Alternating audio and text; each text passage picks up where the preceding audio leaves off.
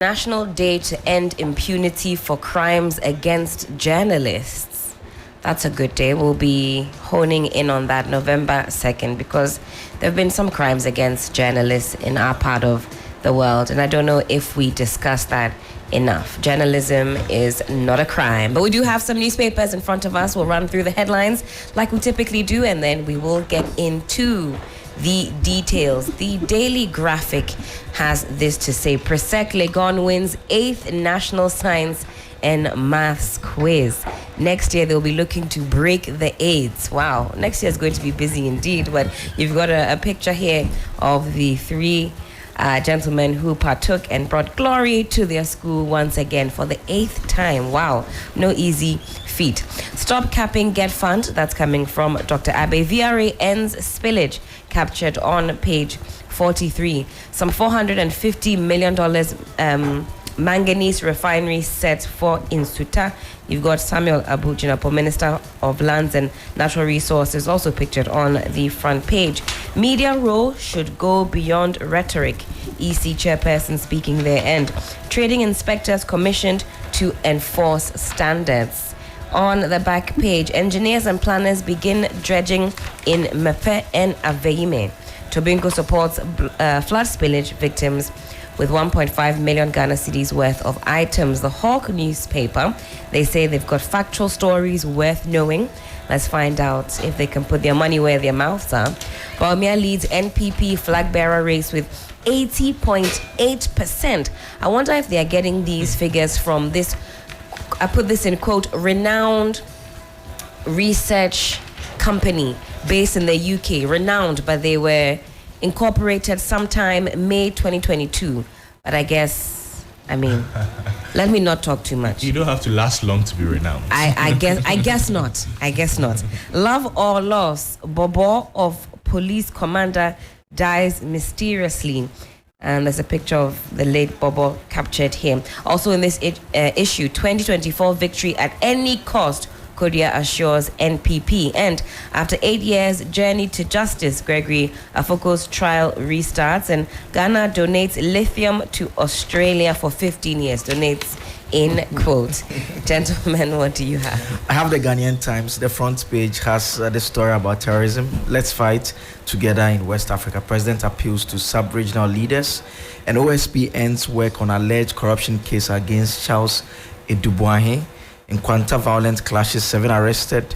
Police chase other suspects, and road contractors parry 1 million city contract bribe claim. The back page has the story about the Ghana and EU signing a 42 million euros grant to promote sustainable development, and 311 trading standard inspectors to be deployed on the back page of the Ghanaian Times.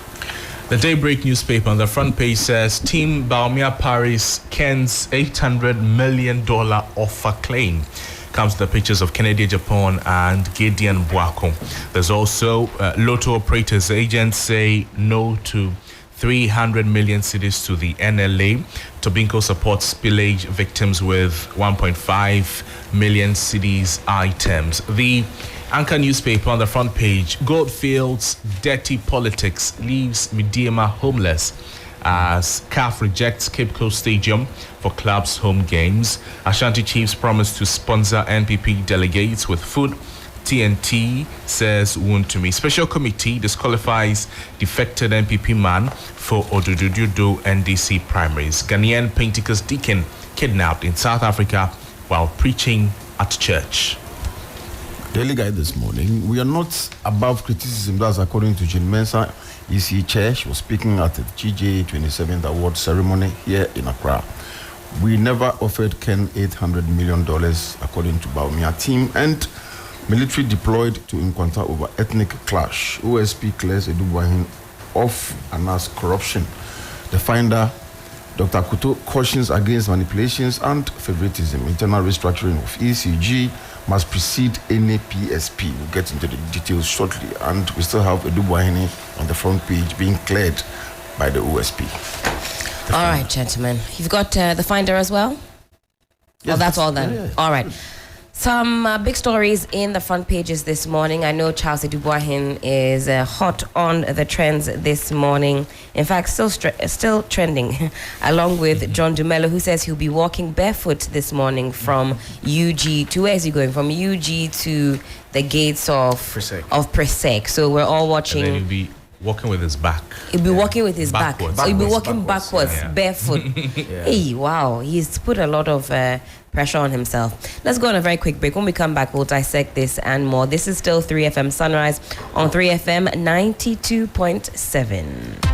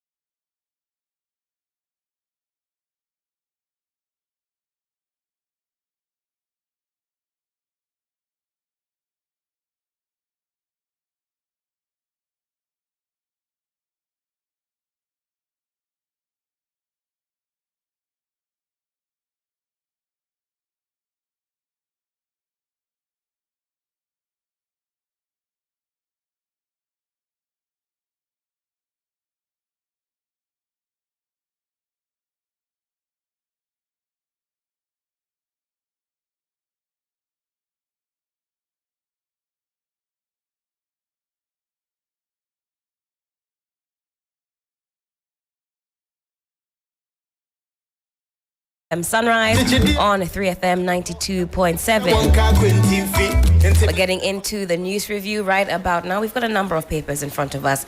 And Joseph, I believe the story concerning Charles Edubuahin is captured in the Ghanaian Times. Yes, it's on page 3 of the Ghanaian Times. OSP ends work on alleged corruption case against Charles Edubuahin. So the Office of Special Prosecutor has brought to an end its work on the alleged corruption and corruption-related offenses against Mr. Charles Edubuahin, former Minister of State at the Ministry of Finance. This is because the jurisdiction to prosecute the former minister over the allegation lies with the Attorney General and the police. So the Special Prosecutor says the offenses of trading in influence or influence peddling is not one which Ghana currently has a law that prescribes. And so that is the reason for terminating this particular probe. And for those who may have forgotten, Charles Edubuahin was a Minister of State at the Finance Ministry who was filmed on tape saying that he wanted 20% or 10%, depending on whether it's coming up front or later on, of possible investments that some investors wanted to bring into the country.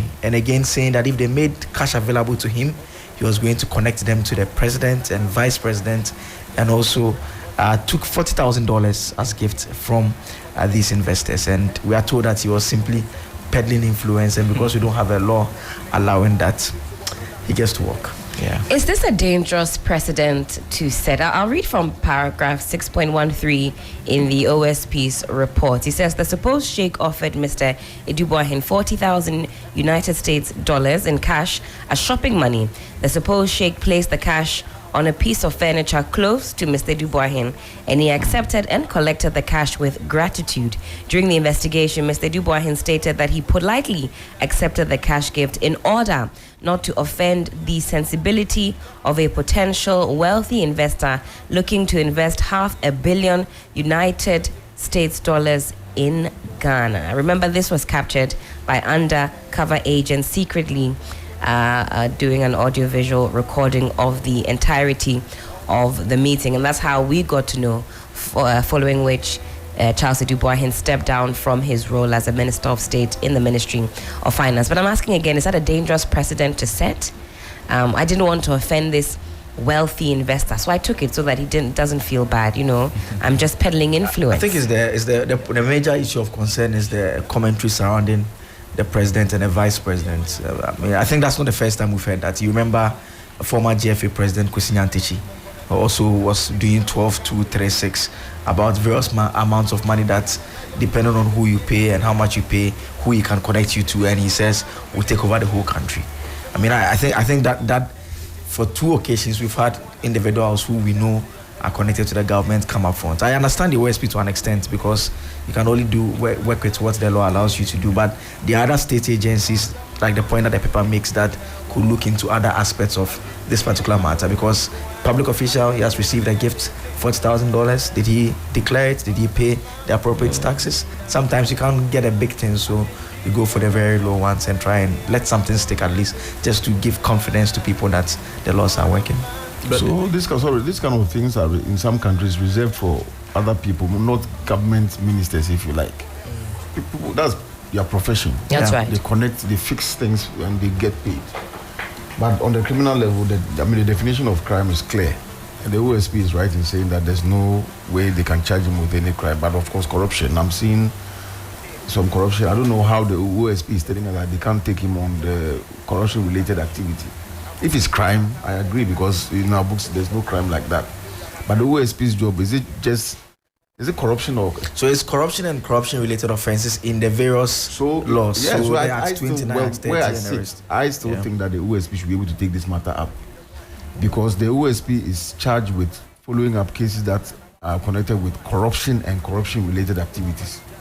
And I don't see how a minister who is a sitting minister of state, especially so close to our money, the finance ministry, fixing things and getting paid, and we are saying that we don't see any corrupt act there.